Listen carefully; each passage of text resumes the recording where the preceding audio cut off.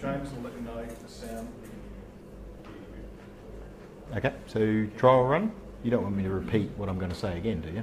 No one wants to listen to me that much. I'm not quite that good. I'll go ahead. Couple of seconds.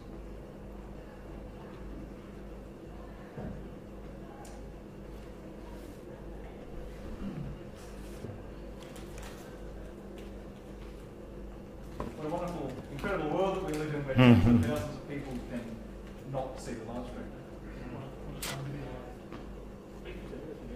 Connor, is this fully your speech? Huh?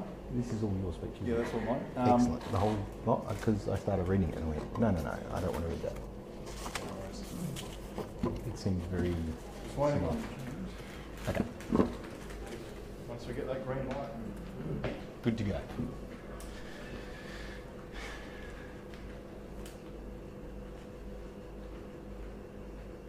So, Nick, you say you're live streaming?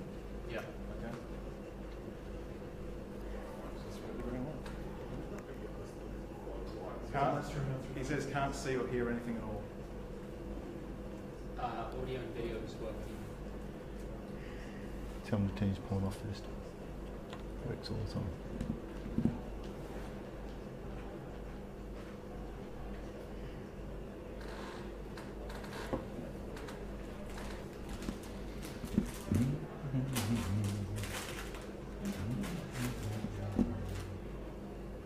Well, yeah, okay. FOU is live now. All right, well, I can see myself. This is a good I can start. see you. James, what are you doing? I don't know. Maybe. Yes, it's working. It's working. Excellent. So we're good to go. Apparently. Yes. Okay. I'd like to welcome you all here tonight on behalf of FOU. My name is John Gold. If you don't know me, I'm the acting state representative for FOU. We have been lucky enough to have the Honourable Aaron Stonehouse come along and have a chat to us about our hobbies and our passions, and also Connor Whittle, sorry, I do know his name, Connor Whittle, who was the acting state president for LDP. Close enough. Excellent. So I'd like to thank the Cunnington RSL for allowing us to use their fantastic facility, and it's a shame that a lot of our live streamers can't actually be here, but it is a very lovely place, and I would encourage anyone who's in the area to actually come and have a look at this place if they get the opportunity. So thank you very much to them. I would now like to hand over to the Honourable Aaron Stonehouse to have a chat to us about firearms.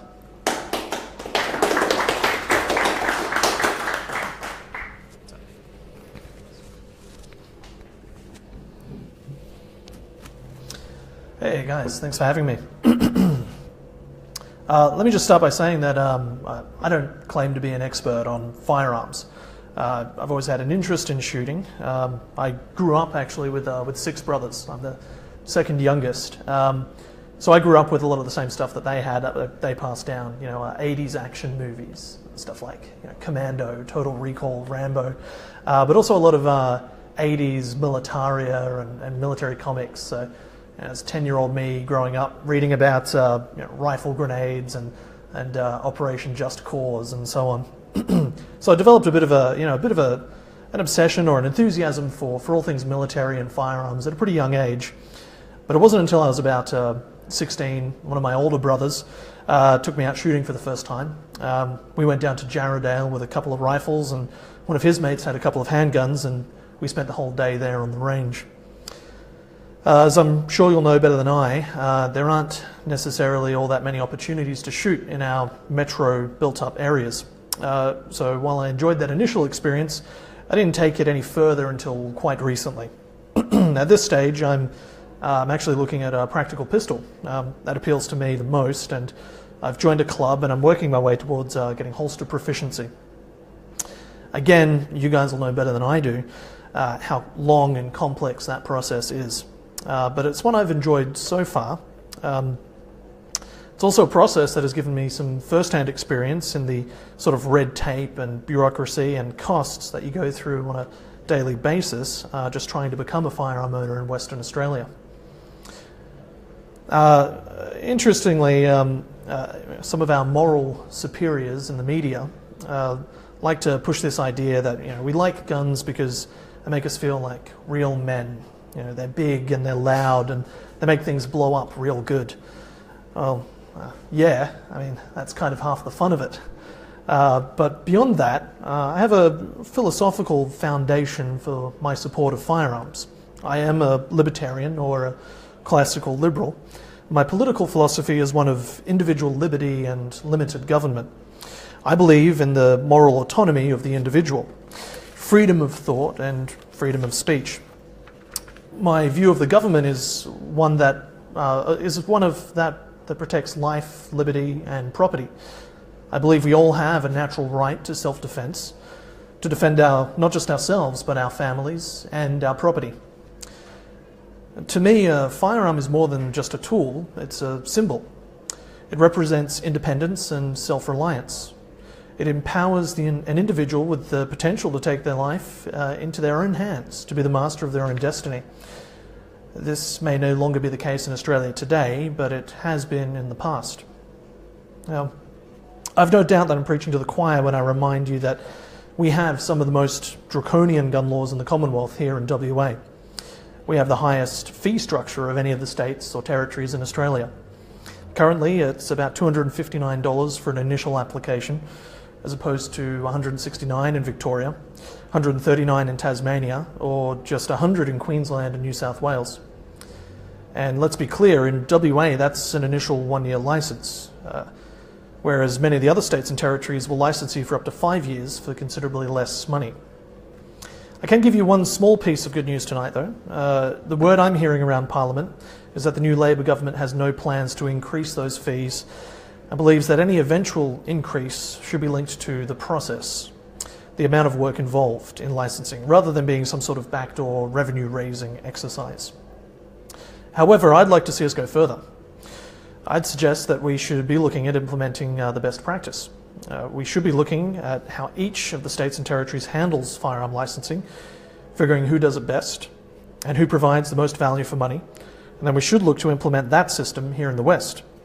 Over the next few months, my team and I will be looking at ways that we might possibly make that happen. If, however, cost wasn't a big enough issue, I am frankly appalled at the balance between legislation and regulation when it comes to firearm ownership in Western Australia. I'm a legislator, so I might be accused of having a natural bias, but I believe it should be our parliamentarians, at least the people we elect, who decide what imposts and what rules should be imposed on law-abiding firearm owners in our community. Instead, all too often, it's left to the police to issue regulations and policy changes. Now, I'm sorry if this offends anybody, but I'm strongly of the opinion that our police should be enforcing the law and not making it. To give you just one example, a constituent contacted me just a couple of weeks ago. I won't name him, but he's a firearm repairer here in Perth. Some of you may have even taken guns to him to have repaired in the past. He was concerned about the latest handgun security policy document issued by West Australian Police to firearm dealers and repairers. In particular, he was concerned that some of the measures in the new abstract would effectively drive many dealers out of business. Ironically, he couldn't give me the chapter and verse of those measures because he'd been advised by the police not to copy the document to anyone. So here I am, a legislator, unable to advise a constituent because the document, which hasn't received any cursory stamp of approval from Parliament, has been drawn up by the police after minimal consultation and circulated with the caveat that its recipients are not allowed to share its details with anyone. Help me out here because this kind of sounds like bullshit. Now, I've done some research and I know that the measures that were troubling my constituent are, and I know how ludicrous it is, that at a time when the NBN rollout threatens to leave some residents in WA with slower internet speeds than they had before, to expect a small business to provide 24/7 live CCTV feeds. And I know how dumb it is to expect a small business owner whose premises are set next to a busy highway to spend thousands of dollars installing seismic sensors that are going to go off every time a truck or tanker passes by. But what offends me even more is that there was no opportunity for scrutiny ahead of time. The people of Western Australia elected me. They also elected a number of snowflakes who are opposed to gun ownership. but no one elected Carl O'Callaghan. Rest assured, though, that as soon as we return from the current recess, in just a couple of weeks' time, one of the first things I'll be doing is asking the Police Minister to table the full document that was circulated by the police, so that it's available not only to me, but to all of my colleagues, and is part of the public record. We'll then be able to question the Minister based upon that document, and I already have my office team working on a number of pointed questions that I intend to pursue. Now, that's just one of the ways I can be of assistance to you, by holding the government to account on your behalf and by putting forward reasoned arguments on the floor of Parliament. The upper house of Parliament is empowered to act as a house of review, and you can already see that in action. Changes to regulation in the Firearms Act to reclassify 7-shot lever-action shotguns as Cat D have already been introduced. However, there is a disallowance motion on the notice paper to stop that change in regulation, and I'll be doing everything that I can to support that disallowance. But what else can we do? Well, you may know that it's Liberal Democrats' policy to bring back semi-autos and to introduce some kind of concealed carry permit. I could bring forward a private member's bill to introduce amendments to the Firearms Act, bringing about some kind of gun enthusiasts' utopia, having 1776 commence again. But the reality is we would really achieve nothing, aside from perhaps causing some hysteria and moral panic amongst the Greens. It would be, in the end, a waste of energy and Parliament's time. Unfortunately, most of my colleagues see nothing to be gained and a good deal of risk in liberalising law as it currently applies to firearms. I'm just one guy. Yes, I have colleagues who will back me up on firearm issues. Rick Mazza from the Shooters and Fishers Party is now in his second term. A lot of you will know him. Some of my other crossbench colleagues from One Nation might be convinced to back moderate change, but even then we're still only a small number in a parliament of almost 100. It's clear that we have to work to bring about incremental change. We have to be pragmatic. It will take time. But there are a number of smaller, common sense changes that can be pursued in the short term. An easy target would be the nonsensical firearm appearance regulations we have that unnecessarily persecute firearm owners who wish to use barrel shrouds, muzzle brakes, Picatinny rails, or rifles with pistol grips. There's no public health argument to be made against firearms that resemble military-style rifles, so to me this seems like low-hanging fruit. We also have restrictions on handgun calibers. If you're interested in IPSC, you're limited to nothing larger than 38. This makes competitive pistol shooters unable to compete in a list of international competitions. Unserviceable firearms from before 1900 need to be licensed, while replicas do not. These make for great collectibles and pose no public health risk. There is a case to be made as well for legalising suppressors. They reduce noise complaints, prevent hearing damage, and again pose no public health risk. Gun control advocates may be watching too many movies if they think they actually silence firearms. But one of the greatest difficulties going forward won't be convincing other politicians. Australia does have, to some degree, an anti-gun culture. We're surrounded by hoplophobes in the media and in politics. The mere mention of a firearm is enough to terrify some people. It's not the minds of the politicians we need to change, because the politicians don't drive culture. It's the other way around. Culture drives politics. If we can influence the culture around guns, if we can change the hearts and minds of the average Australian, we can bring about the change we seek. We need to engage with the public. While it might be fun to shout, "shall not be infringed" at gun-grabbing lefties on the internet, we need to do more than just that. We need to be understanding and empathetic. We need to educate. Most people don't know the first thing about firearms. Their opinions are likely influenced by what they hear on the ABC or Today Tonight. They haven't heard the other side of the story. We need to show these people that shooting is a healthy, safe and legitimate sport. We need to teach these people about the value of hunting and conservation. This is something I think Firearm Owners United is doing a great job at already, and I would encourage you to continue. I find it refreshing to see that there's a whole new generation of firearm owners who are engaged politically online and in new media. It seems to me that the demographic of firearm owners is changing over time. It's no longer old mate with a shotgun on a rural property. you now have younger members engaging in recreational shooting and sport shooting. When I've been to the range, I see guys and girls in their 20s to 40s. With the internet, we've got Hickok 45, Forgotten Weapons, and image board commandos that are educating younger people about firearms. Now, I'm almost as new to Parliament as I am to gun ownership, but I'm passionate about the intersection of the two and about ensuring that we have common sense, measured legislation in place that encourages recreational gun ownership and supports our shooting community. And, of course, the flip side of that is that I abhor feel-good laws that simply sit on the statute books and don't achieve anything other than to piss off those of us who want to go about our lives without harming others. Legislation should always serve a practical purpose. Where it doesn't, you'll find a friend and an advocate in me, and in the Liberal Democrats as a whole. I look forward to working with you in the months ahead and throughout the course of this Parliament to help loosen the government's hold on our guns here in WA. With your help, we might make that hope a reality. Thank you.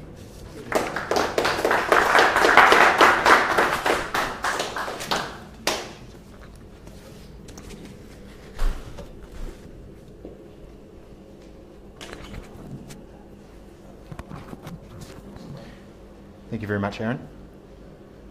Next we have Connor Whittle, who ran a very competitive race for election this year in Western Australia. I know you got a lot of votes, yes, agricultural area.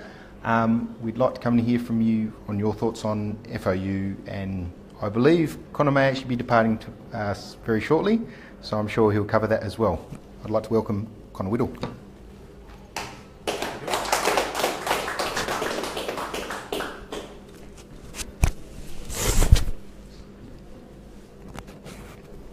Well, thank you very much for that, Aaron and John. I've recently left the Liberal Democrats to go and pursue other goals in other corners of the world, at least for the time being. Just kind of doing something with Firearm Owners United now. Let's see what we got. Well, thank you very much for coming tonight. That was a pretty good and informative speech by the Honourable Aaron Stonehouse. So it's pretty good to know that we've got that gun rights do have a legislative future in Western Australia. Now, my name's Connor, yes. I used to be the WA branch president for the LDP before being shanghaied into Firearms Owners United to help with this pro-gun cause that is very dear to my heart. It's in fact what got me involved in politics in the first place. But tonight we're here to launch Firearms Owners United in Western Australia. But who are we? We are a brand new Australian gun rights organisation. Over the coming years, we'll be here to help new people get into the sport. We will lobby for a pro-gun rights philosophy, and we will support all of those who support us in our cause. Our aspirations. We shall soon be the voice for modern gun rights in Australia that we sorely lack. Our aspirations in time are to become a legitimate reason for firearms ownership for many thousands of the new gun owners to come. Our gun ranges will push the boundaries on hosted events and go the extra mile for you to accommodate the rarer and emerging disciplines, some of which are currently illegal in Australia. Our ranges will echo with the cracks of practical shotgun, rifle, carbine, 3-gun, and many more. We will capture the growing change in firearms ownership as we understand the new reasons for interest and the thought and will that is driving them. The culture. Here's excerpts taken from a 2015 article from the Daily Telegraph. New South Wales Police Firearms Squad blames US gun culture for 37,000 more New South Wales firearm licences. Detective Superintendent Platecki said yesterday that Australians have been influenced by the US belief in a right to bear arms and the prevalence of guns in movies and video games. And he follows. But there is an element to the community who are swayed by the US gun culture, that guns are a right rather than a privilege. And he says this as a pejorative. And of course, the media is quick to dutifully remind us that personal protection or protection of property are not classed as genuine reasons to own, not classed as genuine reasons for getting a gun licence. An MP of a pro-gun party responded in the article. They had noted an increase in gun licences, but there did not seem to be an obvious reason. We don't know why, he said. Now this is not a specific complaint against a specific person or even a specific culture, organisation or party. This is simply the first glimpse to demonstrate the culture gap that exists between the shooting community inside the old and the new. Firearms Owners United are here because we understand why this is happening, and what's happening is this. The culture, the gun culture, as Aaron thankfully pointed out, the gun culture in the West is changing. The interests of a whole demographic have subtly and silently shifted in our direction and has shaped their interests, and with them their new firearm tolerant desires. And with this new desires has come a new market for new content. A generation or two has grown up with nearly unlimited access to video games, and as the technology has progressed, the realism has increased, and with that its connection to real life, and so the attraction grows, and so the media reinforces around it. But the media, the actual media, the mainstream media is anti-gun, I hear some of you say. How do we possibly compete with that? How do we possibly compete with nightly news and opinion pieces in the paper? The media is anti-gun. Not any media I've seen in the past 5 years. My media is very pro-gun. Television. Oh yeah, I've heard about television. I've heard about it on my pro-gun YouTube feeds. I don't own a television. Many young people today, less and less young people today are owning television. And less and less of us do. Media is becoming increasingly personalised. Who cares what the anti-gun mainstream media says? My generation, in fact all people, cannot be affected by propaganda which is never delivered to them. It does not matter if the mainstream media throws great efforts into its anti-gun crusade, fewer and fewer of us watch it every day. Moving over to the new media and moving away from the fake news. This new media also works in our favour. YouTube, for example, wants you to enjoy more videos, so YouTube can serve you more ads. And to a young male video gamer, there is little more enjoyable than firearms, also porn, like the ones you regularly blast away with night after night. This is our future. This is the cultural change that is happening right now. This is the change that is now starting to fuel the growth in numbers of the shooters in Australia. This is the 37,000 new firearm owners in part. We're growing up. We've got jobs, we've got money, and firearms are now within our reach. This must first be understood before anything else can happen. Yeah, damn right. So the future seems bright for the new generations. These new numbers to swell our ranks. But what of us, who are here today? Is what we have good enough for those that will join us tomorrow? Will this great energy be harnessed, or will it be wasted like high-octane fuel in a dirty old rusty engine, converted into little more than useless noise and heat, instead of the motivating force that we need to save our culture and gun rights? We've been fighting a defensive battle for the past 20 years, longer even. I'm 24. This is old. A culture of keep your head down has unfortunately grown up around this. Understandable, but it still has grown up around it. Keep your nose clean. Don't make any noise. And please God, I hear some say, just leave us alone and we'll be good shooters. Not like those American shooters. just leave my bolt action and shotgun alone. And maybe, just maybe in a decade, we'll overturn a regulation or two. It's just got to take a bit of compromise first. Compromise. The anti-gun lobby in Australia, in the West, love compromise. To these nanny statists, to these cultural Marxists, to these unhinged control freaks, every compromise means that we lose ground. Every compromise we make is a step in the direction of complete civilian disarmament. Every rearguard action, no matter how valiant, is still a retreat, a loss of ground, and you do not win wars by retreating. It is now the right time to attack. The 8th of November 2016, Donald Trump was elected president. He showed us the way of things to come. Showed us that victory is possible in the face of overwhelming media opposition and bad press. He showed us in the most obvious and high-stakes way that victory is to be achieved not by being quiet and meek. If you are attacked, you double down. You take what is acceptable public dialogue and you ratchet it up to 11. To never apologise due to the actions of others, and never to apologise when you have done no wrong. We have done no wrong. By the numbers, we are the most law-abiding, most peaceful and trustworthy group in Australia. Hey, we have earned that and we will apologise for nothing. There are precedents. Concealed carry in the United States, the stereotype, the mainstream media boogeyman, everyone is carrying a gun, is only a recent reality. In 1986, 31 years ago, only 8 states had shall issue, while 16 totally forbade the practice. Today, 13 states are totally unrestricted, 29 are may issue, and there are no states which forbid it. This has been achieved by the hard work of people who are willing to push boundaries again and again. Firearms freedoms, on the whole, in the United States since the late 80s have been on the rise because people are not afraid to stick their necks out, make noise, and never compromise. In June, the Czech Republic, in the very heart of the anti-gun European Union, moved to legalise private ownership of firearms for self-defence to thwart terrorist attacks. We don't want to disarm our citizens at a time when the security situation in Europe is getting worse. Interior Minister Milan Čović told the Czech Parliament, following with, show me a single terrorist attack in Europe perpetrated using a legally owned weapon.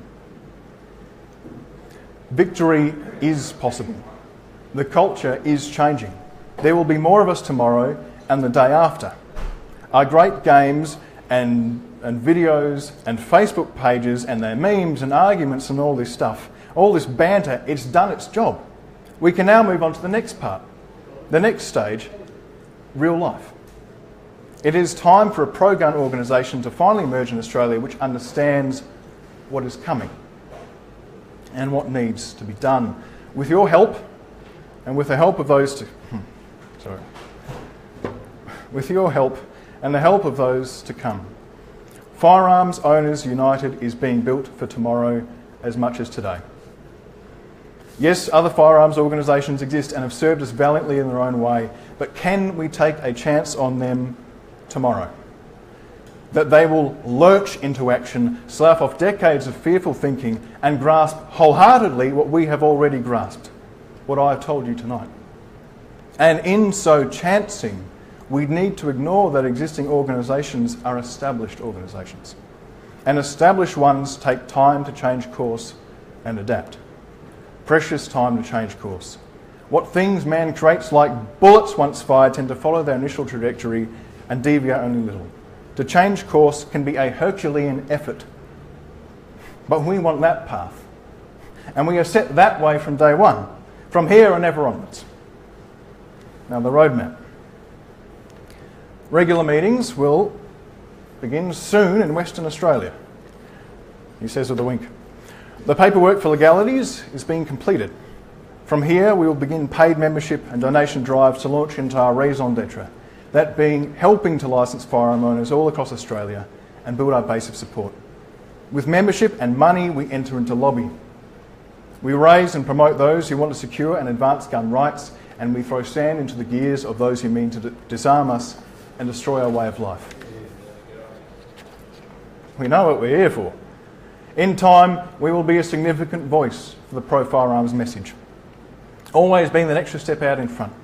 Never reserved in philosophy or action, like a magnet we will drag people our way. Here is never good enough. Always further, always better. We will never punch down those who are ahead of us. We will never hinder those who help us along our way but have not come yet as far.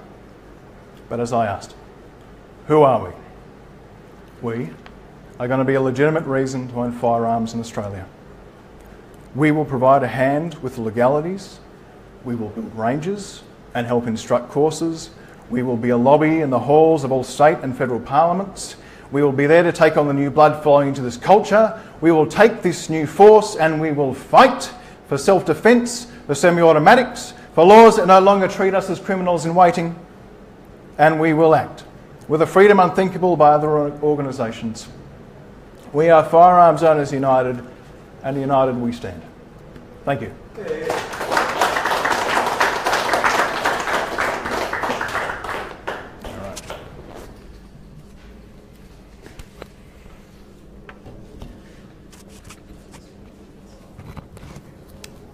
Thank you very much, Connor. I don't know if anyone else felt that, but that was quite stirring for me. Now, so we do have some Q&A. I'd like to open it up to the guys who are actually here because, again, thank you very much for attending. Do you have any questions that you'd like to ask either Connor or the Honourable Aaron Stonehouse? Myself as the Firearm Owners United representative. Open floor. You guys get priority over the internet. That's right. What's your next step? Good question. Okay, the question was, what's our next step? Connor, would you like to cover that one? Yeah, sure. Yeah, thanks for that. The next step is pretty much outlined. We're going to be a gun rights organisation in Australia. We're going to have gun ranges. We're going to have the legality sorted out. We're going to be there to help people get into the sport in a step-by-step way. Doing this, okay. Well, what do we need to do to get a gun range? We need to have some money. We need to have some land. We need to have influence. It's more than simply, as some political stuff I've been involved with before. 3 guys in a pub. It's got to be a bit more than that. We've got tens of thousands of members in Firearms Owners United currently. Whether they're not quite paid members yet, but we'll work on that, won't we? With this, a gun range, at the end of the day, it's a combination of legalities and property and money to build stuff. These are all completely achievable. I'm not too sure it will happen in Western Australia first, but just due to numbers, we'll I can't go too much into long-term strategy depth because I don't know it, as I'm just a Shanghai rope in here. But forward all technical questions to the staff at Firearms Owners United. They've got send them a message on Facebook or by email. That we're going to be a proper gun rights organisation. Thanks. Thanks, Connor. Any other questions from the floor? Yes? Yep. Where do we sign up and where do we volunteer? Okay, well, as for the people actually in this room at the moment, we do have some sign-up forms up the back. I will be setting up my laptop so we can have people sign up, although given our technical problems at this point, I'm not too sure we'll go for the laptop route. We do have a pen. Pens work. Pens are good. And the second part was volunteering. Right now, volunteering is pretty scant. The WA branch in an official form is like only half an hour old. So it's still got a bit of ways to go. Always, if you've got questions about, what if there's a way you can help out, send a private message to the Facebook team or email or whatever. Over the coming months and few years, till the next state election at least in WA, fully expect you guys will be helping out with Aaron Stonehouse and Shooters and Fishers guys and One Nation and lobbying, and whether even that's just basic helping out, creating forms or just sign up lists or whatever. It can be some pretty basic stuff sometimes. The cool stuff, I'm not too sure Australia is yet ready to see guys do open carry protests, but it's a stretch goal. So yeah. Okay, let's not go to prison, hey? Excellent. Thank you. We had another question from the floor. It is ready to go. We sign up, we go out and we start advocating to the people we know in the shooting world and say, come on, join up, let's move.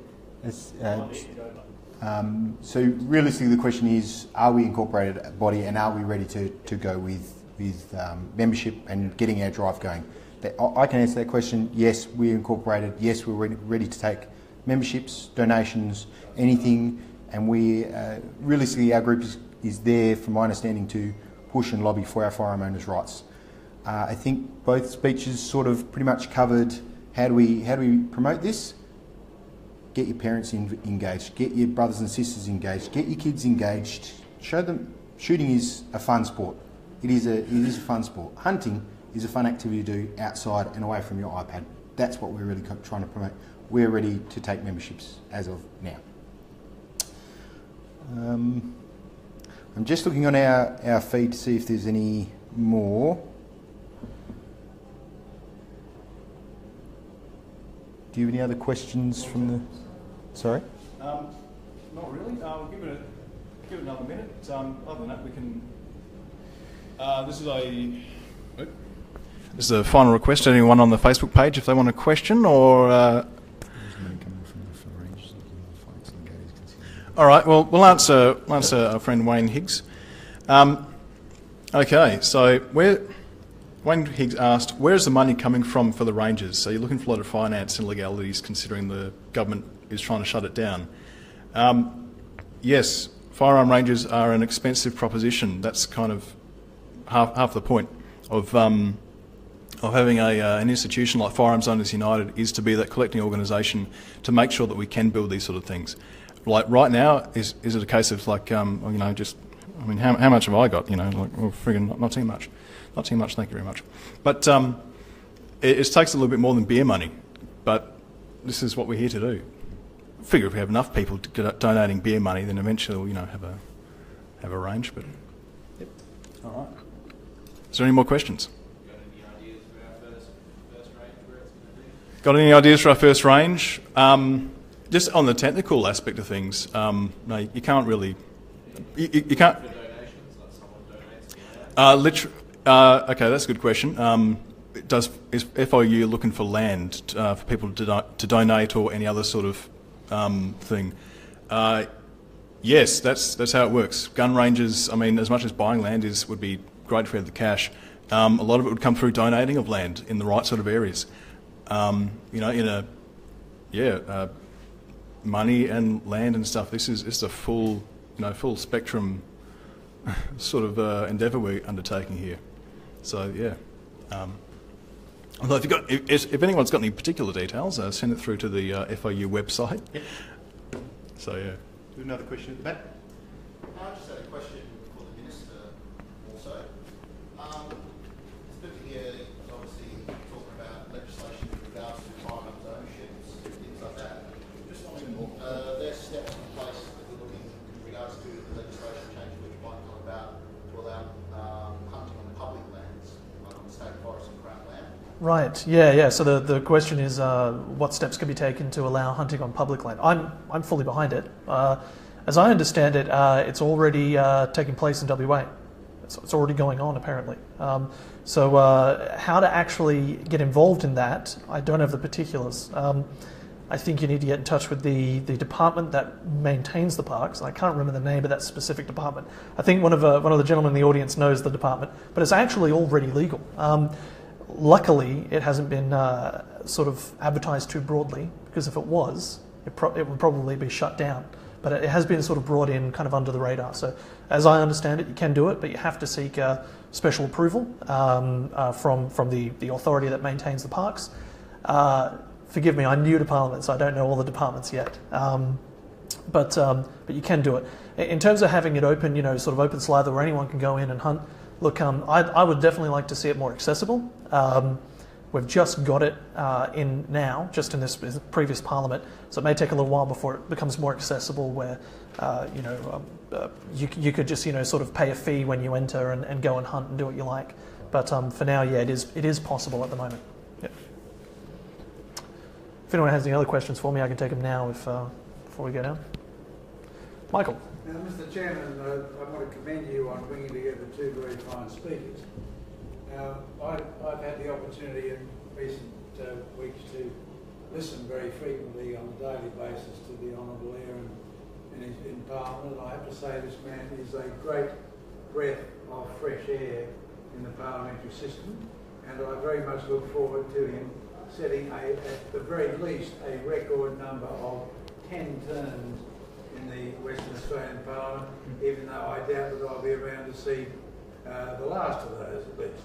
But it is a great pleasure and a great honour to see this sort of talent, and it's worth making a comment on Connor Whittle, who gave an absolutely inspiring speech today, even though he's paying no attention to what I'm saying. It will be a great thing to see him coming back from Germany refreshed and ready to take up the leadership role which he deserves to have. Now, my question to the Honourable Aaron Stonehouse is this. Thinking back to my own youth in a different part of Australia, where my school had a rifle range. Are there schools in Western Australia which have rifle ranges? Are they used? And if they have rifle ranges, is it possible that a school could be persuaded to rent out its rifle range to a worthwhile organisation of honourable firearms owners? Right, so the question is, are there any schools that have firearm ranges that could be used? Not that I know of. It would be fantastic if there are, but none that I know of. There are, however, various clubs for youth that do engage in shooting. When I went to a range a few weeks ago to sort out my club membership for Practical Pistol, they actually had a large group of young girls, probably about 10 years, maybe 10 to 15 years old girls, about probably like 30, 40 girls there as members of the equestrian club doing shooting. So they had girls who were part of a club for horse riding on the range doing shooting, probably rimfire, I imagine, but to see that kind of activity being promoted amongst clubs aimed at youth is fantastic. And in terms of getting it into schools, I would love to see it. I imagine I might be in the minority in terms of members of Parliament who would like to see shooting promoted in schools, but or as an activity promoted in schools. But yeah, to see clubs out there engaging in that activity is fantastic. I certainly advocate it. If I hear of any schools that are engaged in that activity, I'll be sure to share the information around. But I would love to hear about that as well. Okay, another one. Yeah, probably for the Minister as well, this one. Sure. Far away. You may be aware within recent years the Swanbourne Civilian Rifle Club has been removed from their access to the Swanbourne Military Rifle Range. Obviously there's concern about that happening in other areas like Geraldton and Bunbury and that kind of thing. Is there any action being taken to prevent that happening with further military civilian shared ranges? Yeah, I was actually not aware of that. So if there's anything that I can do in my parliamentary role, I certainly will. I need to be aware of that kind of stuff. A lot of these changes happen without anybody being told. It just gets done sort of by the police or by whatever relevant authority. No one gets told, and it's only really the people who are directly affected by it who have any idea of what's happening. So I would love to hear more about that. If there are cases there where I can lend a hand in my position, if it's lobbying members of the government or just using my bully pulpit in Parliament, I'd be happy to assist there. So anyone who's experiencing those issues, let me know, let my office know, shoot us an email, and we'll see what we can do. Have you got one for Aaron? Shoot now.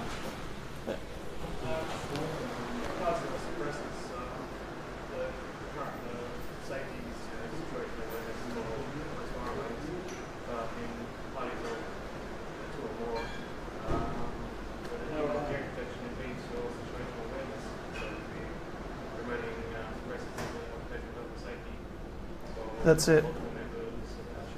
Yeah, no, I agree. Yeah, so it's the suppressors seem to be a sort of win-win. There's no conceivable public health issue there. It's not like a suppressor is going to help somebody commit a crime any easier, but it is going to it's going to help people with situational awareness. It's going to mean you can fire with less ear protection on, and it's going to reduce maybe the number of people experiencing hearing damage or hearing loss. So yeah, I'm very much for suppressors, and like you mentioned, there's a very good case to be made for them. Yeah.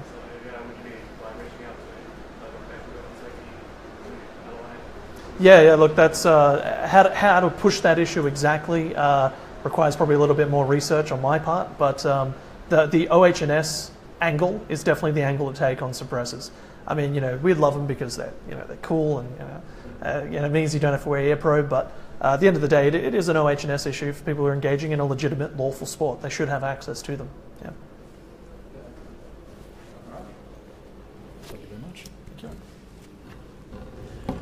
All right. Now we're going to be taking a few more questions from the tubes. All right. Yep. Okay, so we have a question in relation to paintball and airsoft and FOU's stance on paintball and airsoft. So this one's should be pretty self-explanatory for who we are as an organisation. Paintball and airsoft are toys and should be legislated as such. They, maybe there's a bit at the edge about the joules, the actual energy which can do X, Y, or Z.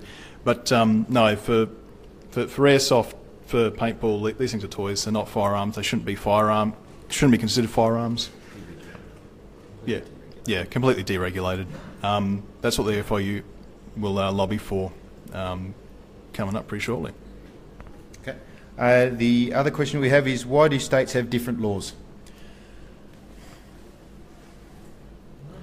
Yeah, that's a good one. Actually, can you... That might be it.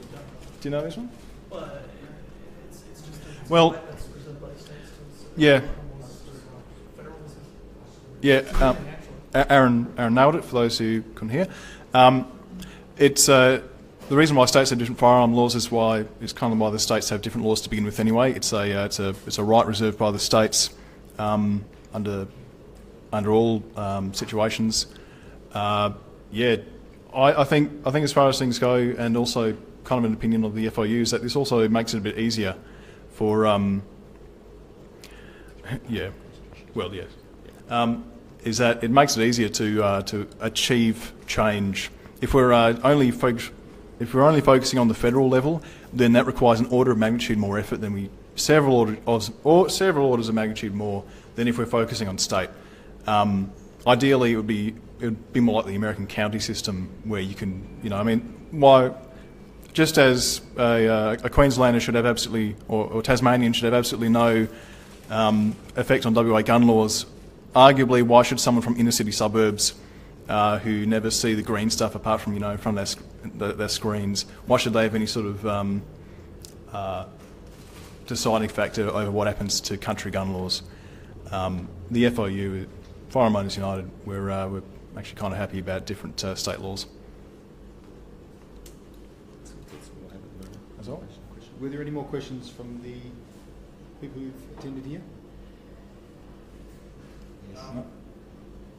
Regards to non-lethal such as Cassins Road, Bells Road, I think it's legal to purchase them, but illegal to use in a self-defense situation. Pretty much. Carrying in public places, as well.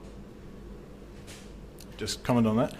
The question was, kind of statement was that in Australia, unlike some of the other states, we have access to buy certain means of self-defence like pepper spray, capsicum spray.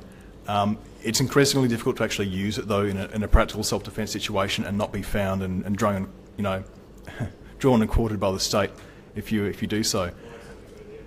Yeah, or the airport. Yes, don't do that.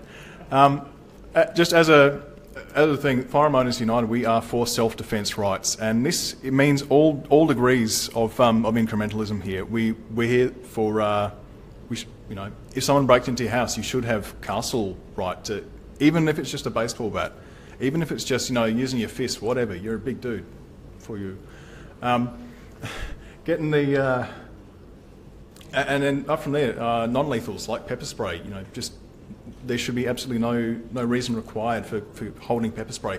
Tasers, even. And then from there, the harder and harder arguments, we understand, firearms, etc., for self-defence. But for less than lethal or non-lethal means of self-defence, there should be absolutely no legal reason, no legal hindrance at all to stop people from doing these sort of things. All right, what do we got? Okay, well, any more? If we got any more from the live stream, then let us know. Otherwise, we'll wrap this up. No? All right, well, looks pretty good. Well, thank you very much, everyone, for coming along tonight, and thanks everyone on the live stream, and many more people to check us out online in the days and months and years to come. Firearms Owners United, united we stand. Thank you.